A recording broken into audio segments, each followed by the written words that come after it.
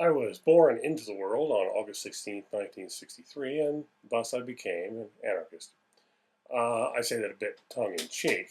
However, the reason I say it is that whenever I have considered the proper role of the state or the government, as I didn't make a distinction when I was first thinking about these things, I always decided that I thought that the state should not do X, whatever X happened to be that I was considering at the time. So I was I was opposed to the state and or government, as I said, no distinction at the time.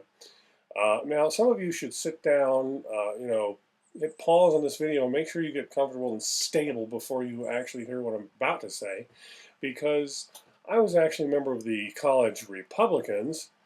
The reason for that is because the Republicans talk about um, economic freedom.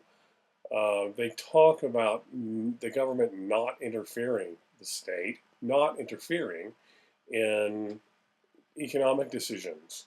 And so at the time, uh, I considered that to be the most important, the most relevant, the thing that I cared about the most.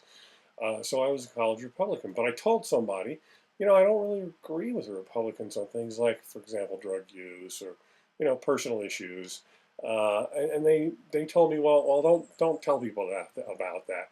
And of course, being obedient to authority as I always am, I immediately told somebody, and um, and that person said, "Oh, well, you sound like a libertarian." I said, "What's a libertarian?" And he said, "Well, what you just said. You believe in individual freedom on both economic and personal social issues." And so I said, "Okay, well, how can I learn more about it?" Well, I I found out about a meeting that I could go to every Sunday afternoon and discuss these things. And so I immediately started going every week, uh, religiously, you might say. And I discussed the issues with a lot of people, a lot of ideas and all. And I realized, well, I'm definitely not a Republican. Um, and I think I'm a libertarian. It sounds more reasonable to me. But and I knew about this debate between minarchists and anarchists within the Libertarian Party, within the Libertarian movement, and I, I I just whenever I considered any question, I always sided with no on the question of government or state. I still at the time didn't have a distinction in my mind. Um, but I began to, or continued discussing these ideas, and I came to the conclusion that, well, I'm not in favor of government in any case that I've ever considered, and I don't see any justification for the initiation of force or fraud to achieve social or political goals or economic goals. And that essentially is the non-aggression principle that libertarians, at least at one time, had to agree to in order to become a member of the Libertarian Party.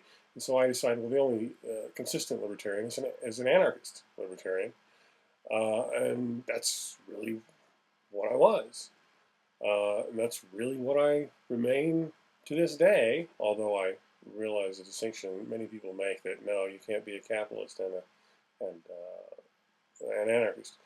But that's still a debate that's raging uh, today. So that's how I became an anarchist.